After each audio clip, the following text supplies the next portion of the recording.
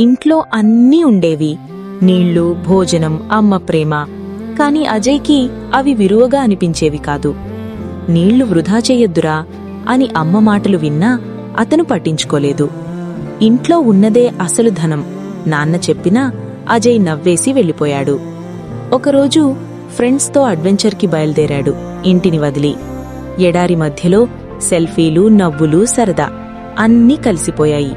కాని ఒక్క క్షణంలో అజయ్ ఒంటరిగా మారిపోయాడు.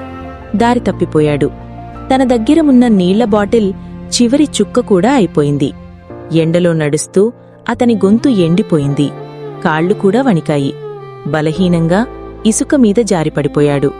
శక్తి మొత్తం తరిగిపోయింది. అమ్మ చేతిలో ఒక గ్లాసు నీళ్లు. ఆ జ్ఞాపకం కళ్ల ముందు మెరిపింది. అమ్మా, క్షమించు, నీ మాటలు వినలేదు అని మెల్లగా ఏడ్చాడు. ఆకాశం వైపు చూసి చివరి ప్రార్థన చేశాడు. ఒక్క చుక్క నీళ్లు చాలు దేవుడా. సూర్యుడు అస్తమించగా అజయ్ శరీరం నిశ్శబ్దంగా ఇసుకపై పడిపోయింది. రాత్రి ఆ ఎడారిలో నక్షత్రాల కింద అతను ఒంటరిగా మిగిలిపోయాడు. నీళ్లు వృధా చేసేవాళ్లు చాలామందుంటారు. కాని నీళ్లు లేని చోటే జీవిత విలువ తెలుస్తుంది. మన దగ్గర ఉన్నదే మనకు పెద్ద వరం. ఈ కథ మీ హృదయాన్ని తాకితే KVS9 క్రియేషన్స్ ఛానల్ను తప్పకుండా సబ్స్క్రైబ్ చేయండి.